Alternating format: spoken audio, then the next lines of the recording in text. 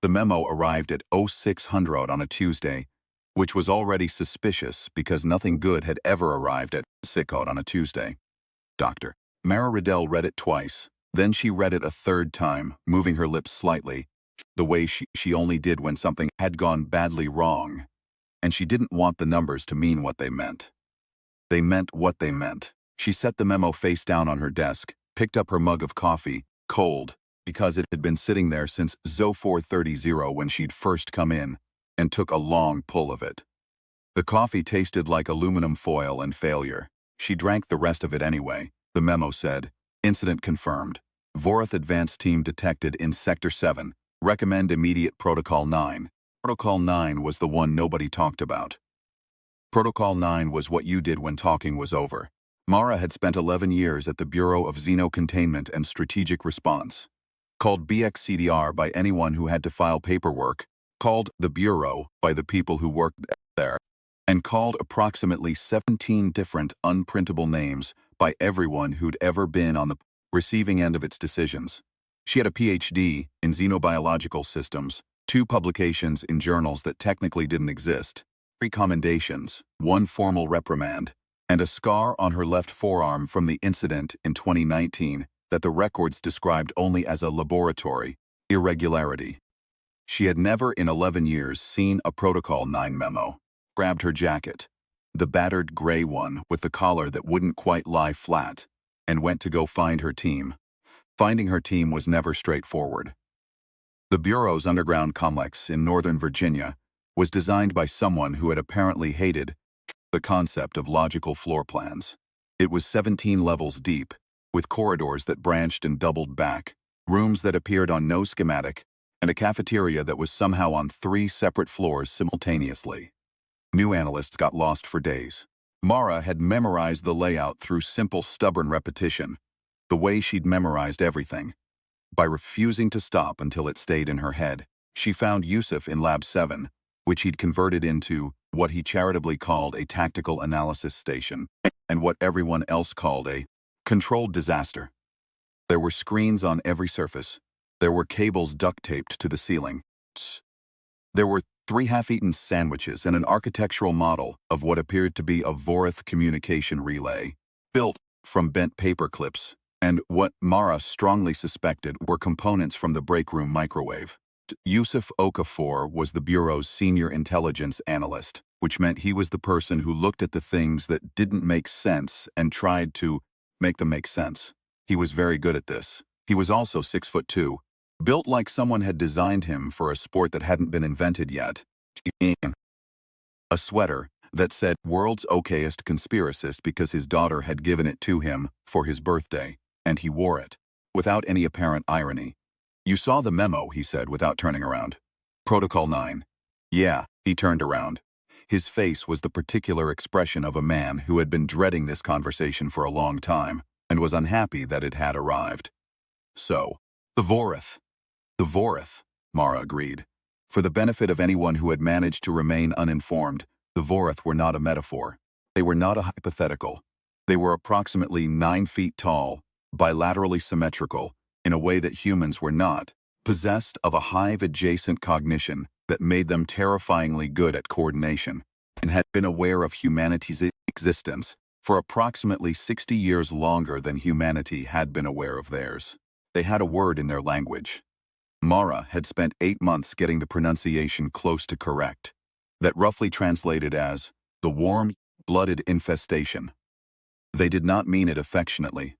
The Vorath Collective had been in contact with the Bureau for 3 years. The contact had not gone well. The Vorath operated on a logic that was internally consistent and completely unlike human logic. They valued efficiency above all other considerations, defined problems in terms of resource allocation, and categorized all non-Vorath life based on a scale of usefulness to the collective. Humanity had scored very low on the usefulness scale. The Vorath had communicated this assessment in precise, courteous, and utterly devastating terms. The advance team in Sector 7 was not a diplomatic mission. How many? Mara asked. 7 confirmed, possibly more. They came in through the atmospheric gap we've been patching. Apparently our patch didn't hold. Yusuf rubbed the back of his neck. They're smart. Whatever they're doing down there, it's not random. They've been mapping the water table, the geological surveys, the power grid access points. They're not here to make contact. No, Mara said, they're not. She stood there for a moment in the clutter of Yusuf's lab, the screens flickering, and the cables overhead, and the 3 dead sandwiches on the table, and let herself feel the weight of what they were dealing with. She'd learned to do this, not to push it away, not to compartmentalize too fast. You had to let the thing land first, or it would ambush you later at a moment when you couldn't afford the distraction. She felt it land now. Cold, specific fear of an enemy that had the numbers, the technology, the coordination, and the complete absence of any reason to negotiate. Then she set it aside and started thinking. Get Chen, she said, and Torres. And bring the Vorath communication logs from the last 6 months. All of them. That's about 4,000 hours if I know how long it is, Yusuf. Right, he said. Okay.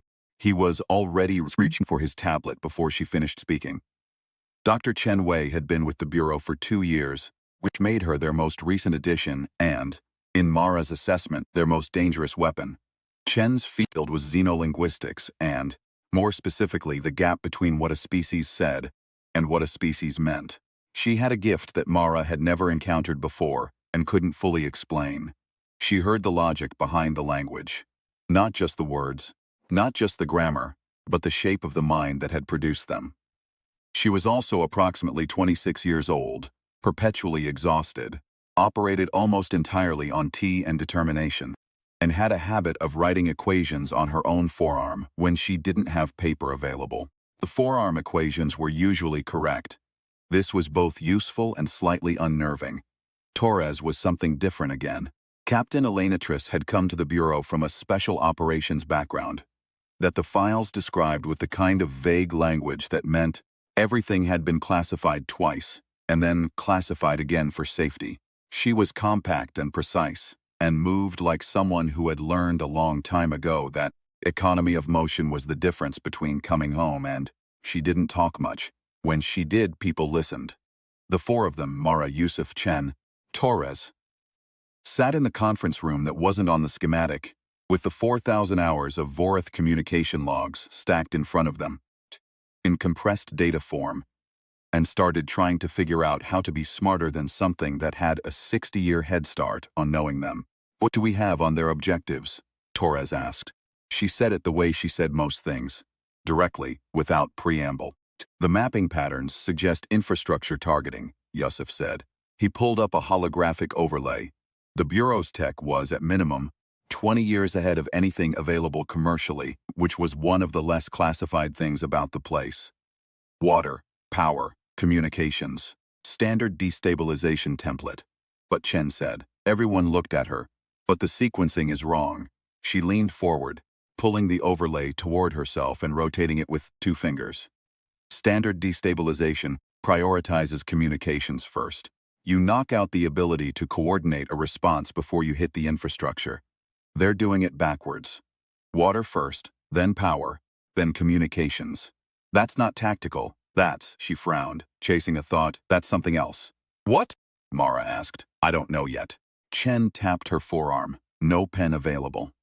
She picked up a marker from the table and started writing on a notepad instead, which was mildly reassuring. But the Vorath don't do things randomly. Everything has a logic. We just haven't found the translation. We have 72 hours before Protocol 9 triggers an automated response, Torres said. 72 hours to either stop the advance team, firm their objective, or find an alternative. Automated Protocol 9 meant an airstrike package that would eliminate the advance team and, as a secondary consequence, a significant portion of Sector 7, which was not an uninhabited area. The Bureau had authority to trigger it. Mara had the authority to delay it. She had 72 hours to find a reason to. Then we have 72 hours, Mara said. Let's use them. The first 18 hours were the hours of reading. Mara had learned patience the hard way. She'd been a terrible student in that regard. She'd wanted to solve things immediately, to sprint at every problem, force answers through sheer velocity of effort. It had taken her a long time to understand that some problems required you to sit still and let them come to you. The Vorath communication logs were that kind of problem. She read, she flagged, she cross-referenced. She went back to passages she'd flagged and unflagged them, and sometimes flagged them again for different reasons. She drank 5 cups of coffee and ate a sandwich that Yusuf brought her because, if left to her own devices, she would forget to eat, which was one of her consistent and well-documented flaws. At hour 19, Chen knocked on her office door and came in without waiting. It was her habit. "I found the translation," Chen said. Mara put down her pen. Chen sat across from her and spread her notes on the desk. The forearm equations were extensive. The sequencing isn't destabilization. The Vorath aren't trying to disrupt infrastructure. They're mapping it for acquisition. She paused. "Mara, I think they're trying to figure out how to keep us running." The silence in the room was of a particular quality. "Why?" Mara said very carefully. "Would they want to keep us running?" "Because something needs to run us," Chen said. "The collective doesn't manage things directly. They acquire populations and then use native infrastructure to process the resource extraction. It's more efficient." She said the word efficient with a tone that made it sound like what it was in Vorath terms, the only value that mattered. "They're not here to destroy us. They're here to figure out how to inherit us."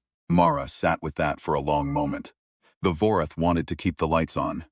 They wanted the water treatment plants, and the power grids, and the communications networks intact and operational.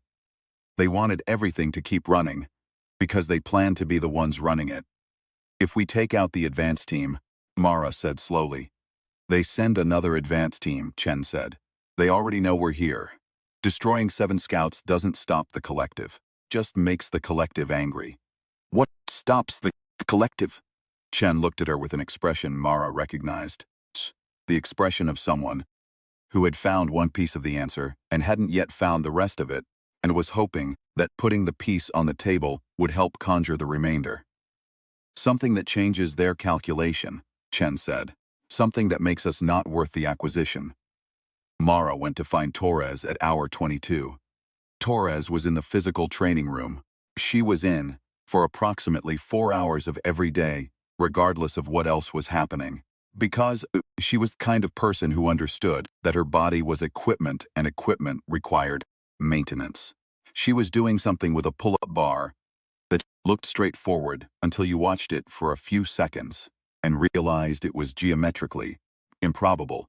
She dropped down when Mara came in. "I need to tell you something," Mara said. "And I need you to not tell me we should trigger Protocol 9.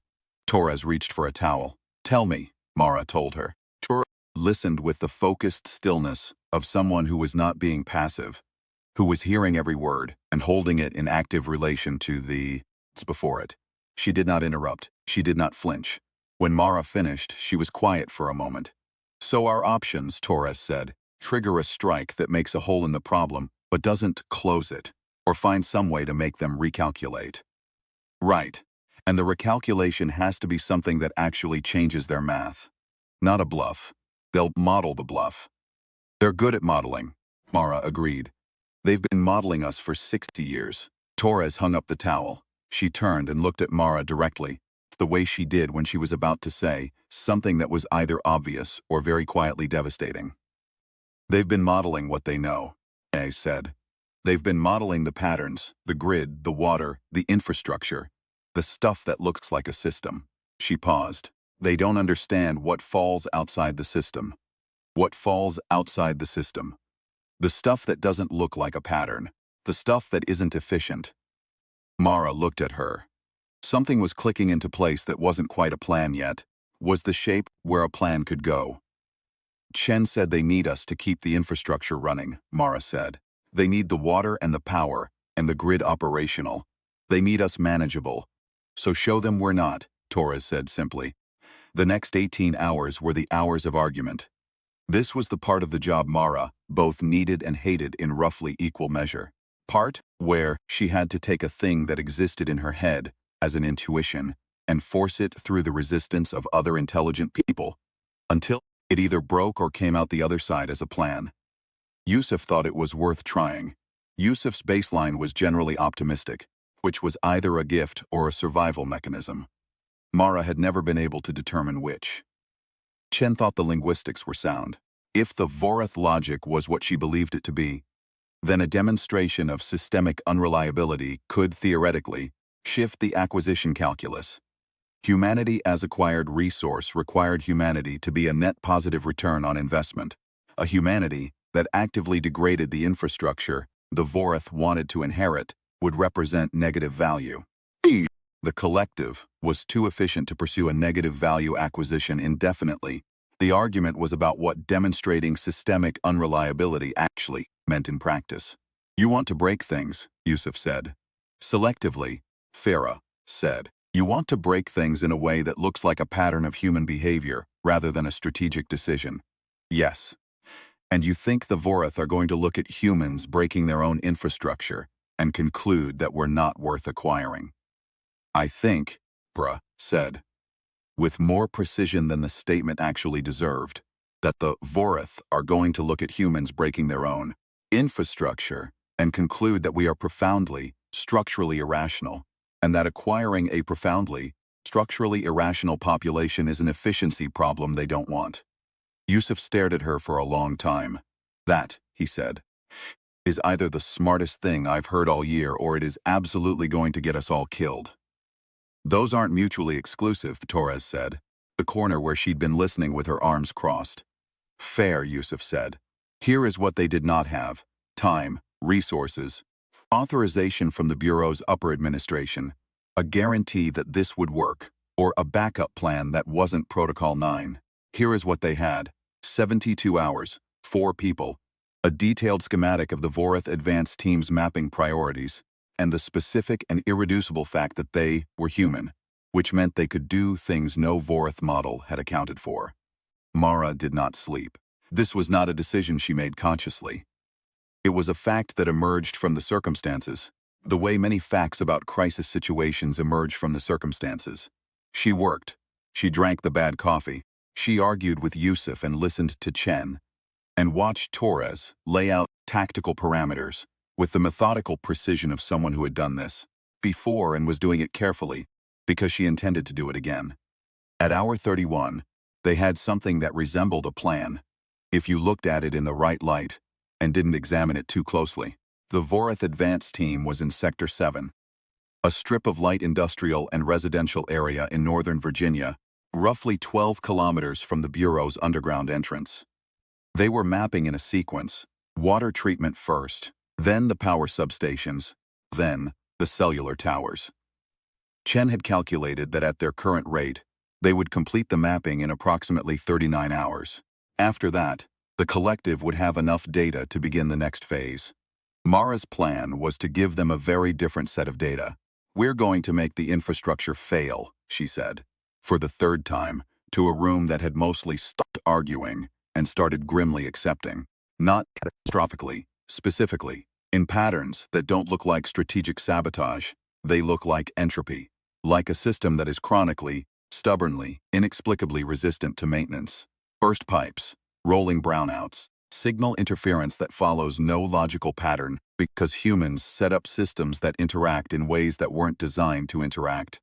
Chaos, Yusuf said. Human chaos, Mara said, which is its own category, and the Bureau.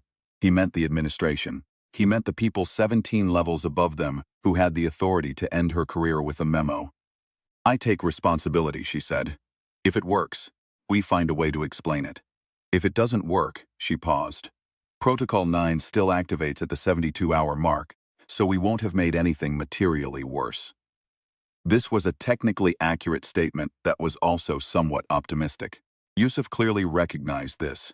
He also clearly recognized that they were 31 hours into 72, and recognition of the optimism did not improve the available options. All right, he said. Walk me through the sequence. They went in at 0300, which was Torres's call, and the right one. The Vorath had excellent sensory apparatus, but used a visual range that overlapped with the human spectrum and had specific weak points in low-light conditions. Not blind in the dark, nothing apex about a species that was blind in the dark, but slower to process, slower to adapt. You used the edges where you could. Torres went first, Mara went second.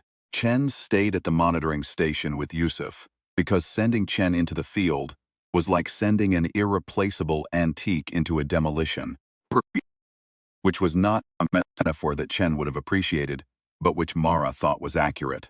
Sector 7 at 0300 was quiet in the specific way of industrial areas after hours. Not silent, because no inhabited place was ever truly silent. Background noise quiet. Generators. Distant traffic.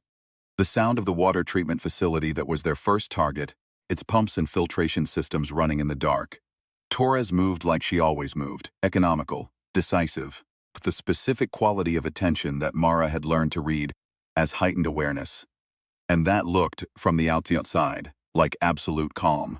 Mara moved behind her and did her best to match it, which she'd been doing for long enough that she didn't embarrass herself, though she would never be Torres and was at peace with that. The Vorath were in the facility.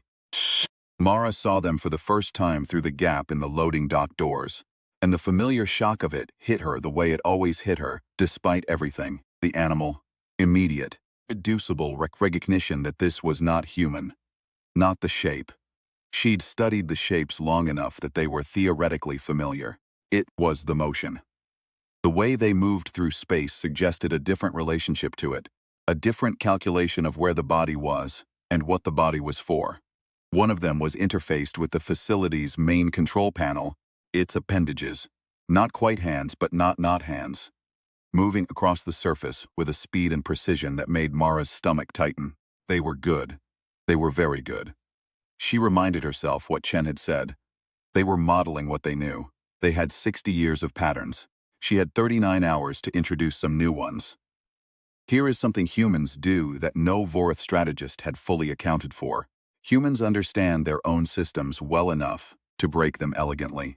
The water treatment facility ran on a control architecture that was 15 years old, that had been patched and updated and bodged and repatched to the point where it had approximately the internal logic of a house that had been expanded by 7 different owners with 7 different architectural philosophies. Mara knew this because she'd read every technical assessment, and the technical assessments all said, in various levels of polite professional language, that the system was a miracle of accidental complexity that worked through stubbornness, more than design. She found the access point she'd identified from the schematics, and she put in the override. Not a catastrophic failure, not a shutdown. She introduced 3 specific variables: a pressure differential in the secondary filtration loop, temperature reading anomaly in the intake sensors, and a timing offset in the pump cycling sequence. Each one was small. Each one was the kind of thing that could have happened through normal system degradation. Together, they would produce a set of symptoms that any Vorath intelligence model would classify as chronic infrastructure decay. The kind of instability that built up over years of insufficient maintenance and irregular usage patterns. The kind that couldn't be fixed by acquiring the infrastructure because the instability was structural. The Vorath at the control panel ran its appendages across the surface again. It paused. Mara pressed herself against the wall and didn't breathe. The Vorath made a sound. Not language, below language, something in the register of communication that functioned like a flag or a marker rather than a word. The other Vorath in the facility moved toward it. They interfaced with the panel together, and Mara watched their reactions with the intensity of a linguist, watching a speaker encounter a word they'd never seen before. The subtle shift of posture, the pause in motion, the moment of recalculation. She had no way to know in that moment whether it was working. She pulled back. Torres was at her shoulder. "Next site," Torres said very quietly. "Next site," Mara agreed. The brownouts started at 0447. They were not elegant brownouts. They were the specific kind of power fluctuation that happened when a substation's load management system was running legacy software that didn't communicate cleanly with the newer grid segments, and the interaction between the two produced a hiccup every 43 minutes that was consistent enough to be annoying and irregular enough to resist simple diagnosis. Mara had set it up herself in the 8 minutes she'd had at the substation controls, while Torres kept watch at the perimeter. 8 minutes was not a lot of time. She'd used every second of it. By 0600, the Vorath advanced team had 3 hours of data that did not match the clean, stable, efficiently maintained infrastructure that the collective's models had predicted. They had a water treatment facility with 3 separate, anomalous readings. Power grid with a recurring cascade fault that followed no extractable pattern, and a cellular network that had inexplicably begun broadcasting on a redundant frequency that overlapped with its own primary signal, inducing interference that nobody had programmed, and that appeared to be a natural outgrowth of the way the system had been expanded without adequate coordination across municipal boundaries. Chen had suggested the cellular interference. Chen was, in Mara's opinion, a genuine phenomenon. 700, Yusuf called on the secure line. The advanced team stopped mapping, he said. He sounded like a man who was surprised that something was working, and wasn't entirely sure how to feel about that. They've been stationary for 20 minutes. Near as we can tell, they're transmitting back to the collective. Was sitting on the tailgate of the bureau vehicle they'd used for transport, bringing water that was not coffee but that she'd have preferred to be coffee, watching the sky go from pre-dawn gray to the tentative pale yellow of early morning. Torres was next to her, cleaning a piece of equipment with the same focused attention she brought to everything. "What are they saying?" Mara asked. "Chen's working on it." Pause. "She says the signal structure suggests a problem report, like a request for new parameters. She says they're sending back readings that don't match their baseline predictions and asking the collective how to classify them." Mara let out a breath. "What does the collective say back?" "Nothing yet," Yusuf said. "These things run on their own timescales, could be hours. Have 34 hours before the automated trigger," Mara said. "Yeah," Yusuf said. "I know." She ended the call and looked at the sky for a moment. Torres said nothing. The silence between them was comfortable, in the specific way of silences, between people who've been through something hard together, and don't need to talk about it to acknowledge that it happened. "What does the collective say?" Torres said, eventually, "when they realize it's not decay." Mara had been thinking about this. She'd been thinking about it since hour 31, when the plan had solidified enough to be called a plan. "They might figure it out," she said. "The collective is sophisticated. If they run deep analysis on the patterns, they could identify the deliberate elements." She paused. "Or they might not. Because the deliberate elements are embedded in genuine existing chaos. We didn't invent the system dysfunction. We amplified what was already there. The water treatment system really does have that pressure differential potential. The substation really does have that legacy software issue. We just accelerated processes that were already happening." "So it's real enough to be plausible," Torres said. "We built the lie out of pieces of the truth," Mara said. "Which is the only kind of lie that holds." Torres nodded slightly. "It wasn't approval." "Exactly. It was the recognition of a professional by another professional." The collective responded at hour 44.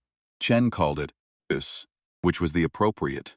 It's because Chen was the only one who could read the signal structure fluently enough to interpret it in real time. Mara listened to her voice on the secure line with the specific quality of attention she reserved for the moments when everything turned on. "What?" someone said next. "It's a reclassification signal," Chen said. She sounded steady, but there was something under the steadiness that Mara recognized, the very careful management of a person who was feeling something large and was not allowing themselves to feel it yet. Because they still had work to. "The collective is downgrading the assessment, moving our infrastructure from Class 2 acquisition status to Class 4, which means," said. "Class 4 is," Chen paused. "It's the Vorith equivalent of not worth the overhead. They use it for systems that would require more resource investment to stabilize than they would return in useful output." A longer pause. "Mara, I think they've decided we're a bad investment." The silence on the line was something Mara would remember for a long time. "The advanced team?" she asked. "Still here. They still seize until they receive the withdrawal signal. The collective isn't going to commit to a full acquisition operation for a Class 4 designation. The economics don't work." Another pause. "That's all they think about, the economics." "Then we gave them different economics," Mara said. She ended the call. She was in her office. The cold coffee mug was still there from 3 days ago because nobody had removed it. The memo, face down on the desk where she'd placed it at 0600 Tuesday, was still there. It was now Thursday. She turned the memo over and looked at it for a moment. Incident confirmed. Vorath Advanced Team detected in Sector 7. Amend Immediate Protocol 9. She picked up a pen. On the back of the memo, in her handwriting, which was not elegant but was always legible, Protocol 9 not triggered. Alternative resolution. Incident closed pending Vorath withdrawal. She set the pen down. There would be questions. There would be a great deal of questions, in fact. People who had various levels of authority over her career and who had not been consulted in the 44 hours during which she had introduced deliberate faults into critical infrastructure in Northern Virginia without authorization. The questions would not be easy. She would answer them honestly, which would also not be easy. And then there would be a period of institutional consequence that she was not looking forward to but was prepared to accept. She had gotten used to accepting consequences. It was one of the things you learned in this job. If you were doing it right, you didn't take the actions that were right and also cost you nothing.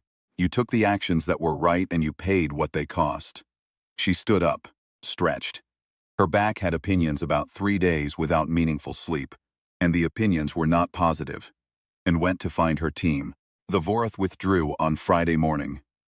Chen monitored the signal until it stopped, and then sat very still for approximately 4 minutes, which Mara later learned was Chen's personal ritual for the end of a crisis. 4 minutes of stillness to acknowledge what had happened before moving on to what came next.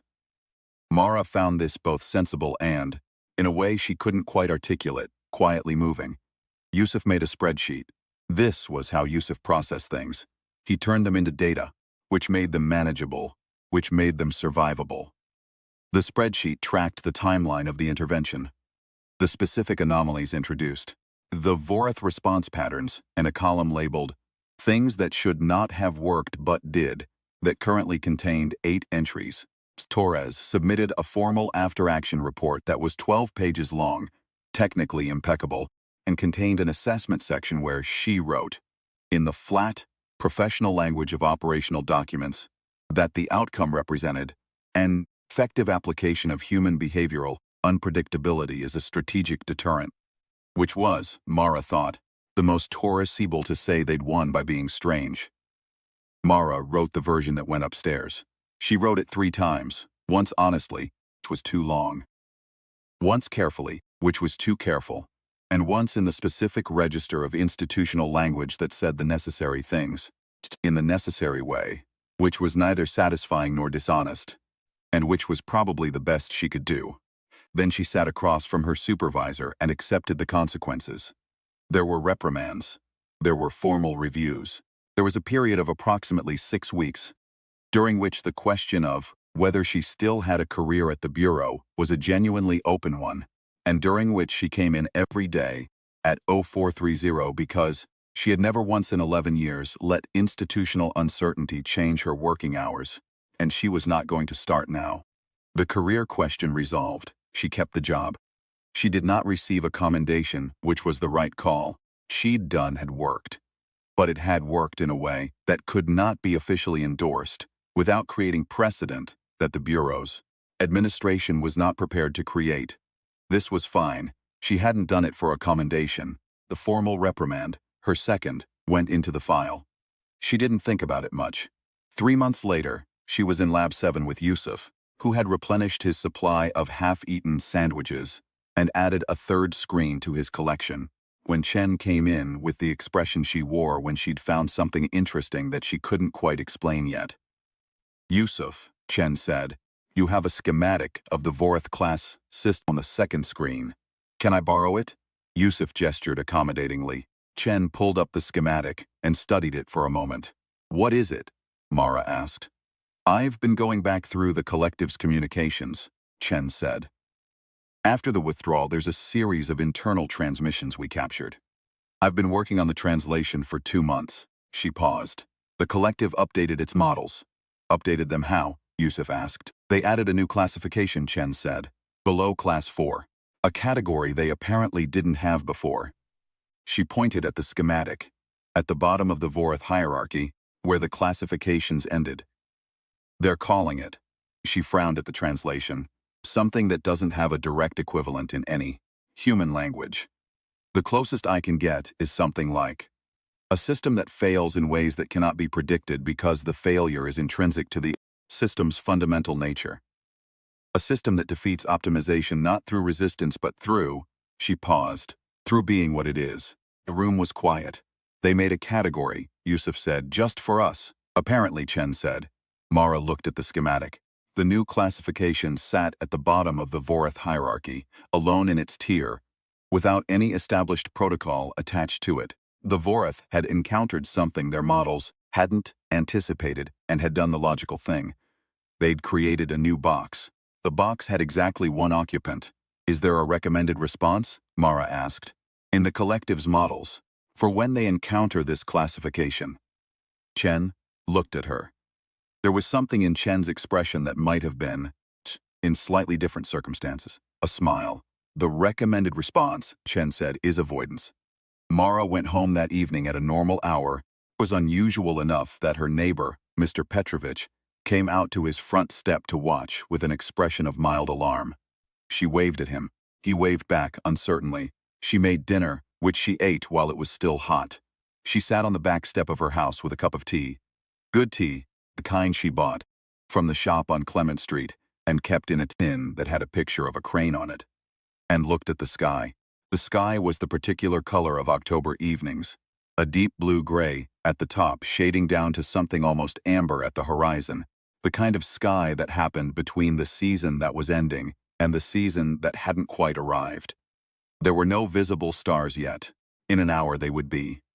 She sat with the tea until it was gone, thinking about the new classification, the box with one occupant. She thought about what Torres had said. In the training room, 30-some hours into 72. They've beyond been modeling what they know. They don't understand what falls outside the system. Thing that fell outside the system.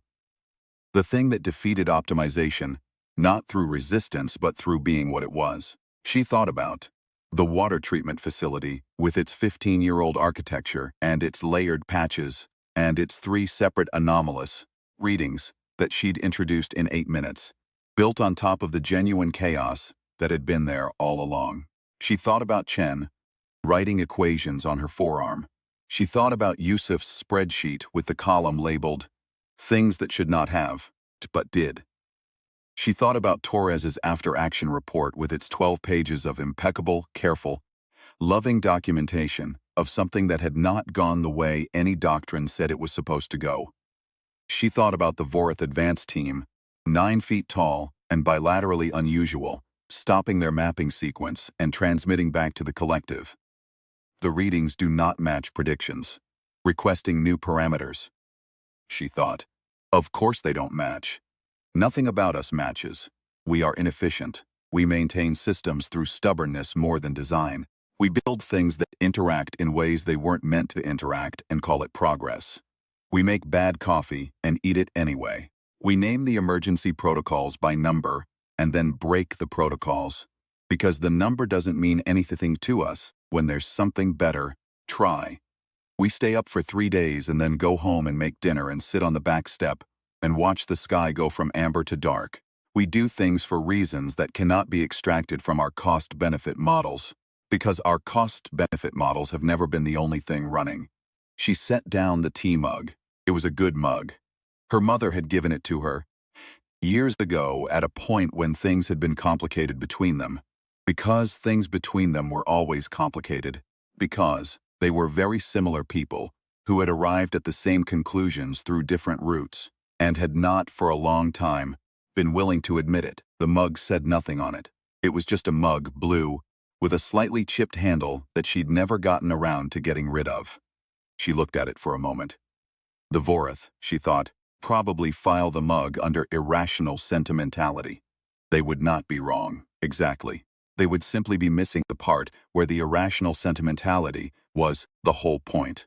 The stars were coming out now. She sat there and watched them, one by one. She did not think about the next crisis. There would be a next crisis. The Vorath were not the only problem the Bureau tracked, and even the Vorath were not gone, merely reclassified. The way problems had a way of not going away entirely, but sometimes, if you were lucky and smart, and willing to stay up for 3 days, changing their shape into something more manageable. She just watched the stars. She was still there when the first ones were fully visible, white and cold and very far away, in a universe that was, as it turned out, full of things that had concluded the humans were not worth the trouble. She thought, good, let them conclude that. We'll be right here.